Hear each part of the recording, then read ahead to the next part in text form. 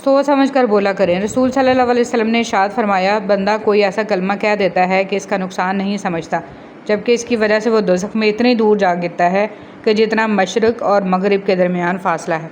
جو بارش کے بعد 7 رنگوں کی دھنک بنا سکتا ہے، اس کے لیے دکھ کو سکھ میں بدلنا بھلا کیا مشکل ہے۔ بس اپنے رب سے جڑے رہیں اور پر امید ہو کر مانگتے رہیں۔ وہ ہر چیز پر قادر ہے، اس کے لیے کچھ بھی مشکل اور ناممکن نہیں۔ بے شک اللہ تعالیٰ ہر چیز پر قادر ہے۔ دعائیں رد نہیں ہوتی، محفوظ کر لی جاتی ہیں۔ جو آپ مانگ رہے ہو وہ نہ ملے تب بھی وہ کبھی نہ کبھی مل جایا کرتی ہیں۔ آپ کے ہاتھ خالی نہیں لوٹائے جاتے، تو تم صبر کرو، بے شک اللہ کا وعدہ سچا ہے۔ زندگی اتنی سستی نہیں ہے کہ اسے لوگوں کے تلخ رویوں کی وجہ سے ہار دیا جائے۔ مسکرائیے کہ یہ زندگی صرف اس رب تعالیٰ کی امانت ہے جس نے اس کائنات کی کسی شے کو بیکار نہیں بنایا۔ شکر ادا کریں کہ آپ سے محبت کرنے والا کوئی عام نہیں بلکہ اس کائنات کا رب ہے۔ آپ کی زندگی میں کسی بھی تکلیف کو روکنے کا واحد طریقہ یہ ہے کہ آپ اس حقیقت کو قبول کر لیں کہ کچھ بھی آپ کا نہیں ہے، کچھ بھی آپ کا نہیں تھا اور کچھ بھی آپ کا کبھی نہیں ہوگا۔ یہ سب دنیاوی وابستگیاں اللہ تعالیٰ کی طرف سے ادا کردہ ہیں، اللہ تعالیٰ ہی کی ہیں اور اللہ ہی کی طرف لوٹ کر جانے والی ہیں۔ الحمدللہ رب العالمین۔ ہاتھ ٹوٹنے والا اس لیے نہیں توڑا جاتا کہ توڑ کے چھوڑ دیا جائے، اس لیے توڑا جاتا ہے کہ پھر سے تعمیر کیا جائے۔ اللہ کے فیصلوں کی حکمتیں لازوال ہیں اور پرسکون لوگ وہی ہیں جو اللہ کے فیصلوں پہ خوشی سے سر جھکانے والے ہیں۔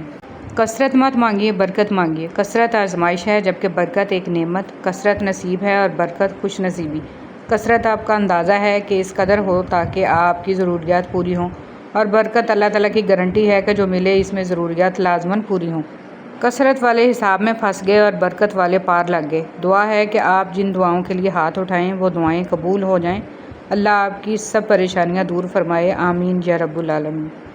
اللہ تعالیٰ نے کامیابی کے لیے یہ نہیں کہا کہ 100 میں سے 100 نمبر لوگے تو کامیاب ہوں گے، بلکہ یہ کہا ہے کہ جس کی نیکیاں بڑھ گئیں، گناہ کم ہو گئے، وہ کامیاب ہو گیا۔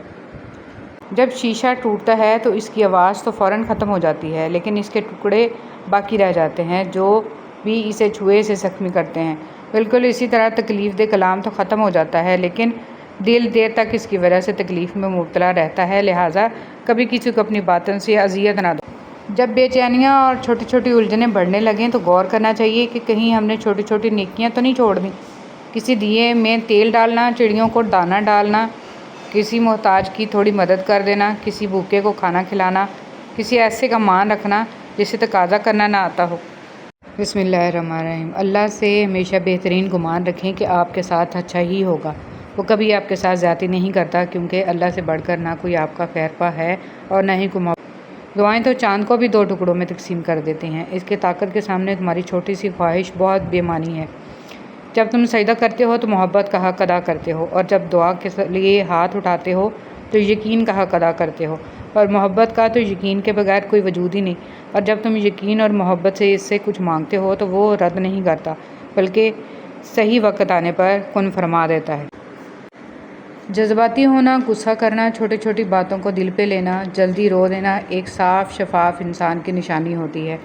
ان میں جذبات کی شدت ہوتی ہے۔ ایسے لوگ رشتوں کو نبھانے کے لیے دماغ نہیں بلکہ دل سے پوری ایمانداری، وفاداری اور خلوص سے نبھا کرتے ہیں۔ یہ بہت سچے دوست ہوتے ہیں، اور یہ سب خوبیاں کسی منافق میں نہیں پائی جاتی۔ مسلمان چاہے جتنے ماڈرن ہونے کی کوشش میں اسلام سے آزاد ہوتے چلے جائیں، بہرحال سکون آخر میں اسلام میں ہی ملے گا۔ ٹھوکریں تجربے بتائیں گے کہ دنیا اور آخرت کا سکون اور سلامتی صرف اسلام کے جھنڈے تلے ہے۔ راہ فرار میں شادیاں کرنا، بچے پیدا کرنا، انہیں پالنا کوئی بڑا کام نہیں۔ یہ ذمہ داری جانور اور پرندے بھی خوب نبھا رہے ہیں۔ مسلمان ماں باپ کی حقیقی ذمہ داری اپنی نسلوں کو دینی تربیت کا ماحول فراہم کرنا ہے تاکہ اپنے بعد ایمان والی نسلیں چھوڑ جائیں۔ جب آپ کچھ نہ بدل سکیں تو اپنی دعاؤں میں اضافہ کر دیں، کیونکہ پروردگار کے سوا کوئی آپ کو کچھ نہیں دے سکتا۔ بسم اللہ الرحمن الرحیم۔ دوسروں کے حق میں کی گئی آپ کی دعا قبول ہو یا نہ ہو، لیکن آپ کے اعمال میں ایک نیکی کا اضافہ ضرور کر جاتی ہے۔ اسلام سچی محبت کی تائید کرتا ہے، جو چند دنوں میں محدود اور چند تحفوں کی محتاج نہ ہو بلکہ ہمیشہ کے لیے ہو، اور صرف جسمانی نہ ہو بلکہ روح کی بھی تسکین ہو اور پاکیزہ ہو، اور وہ صرف نکاح میں ہی حاصل ہوتی ہے۔ مومن صرف اپنی ذات میں نہیں جیتا، ایک طرف وہ اپنے رب کو راضی کرتا ہے اور دوسری طرف بندوں کی خیر خواہی کرتا ہے۔ صبر میں جبر نہیں ہوتا، صبر میں رضا ہوتی ہے۔ اس لیے جو سودے اللہ کے لیے کیے جاتے ہیں، جو چیزیں اللہ کے لیے چھوڑی جاتی ہیں، ان کو چھوڑنا نہیں پڑتا، ان پر اللہ کے لیے دل کو راضی کر لیا جاتا ہے۔ صبر بھی محبت کا دوسرا روپ ہوتا ہے، اور محبت میں تو سب قربان کر دیا جاتا ہے۔ بس اللہ سے محبت ہو جانے کی دیر ہے، پھر اس کے رنگ میں کسی طرح سے بھی رنگنا مشکل نہیں لگتا۔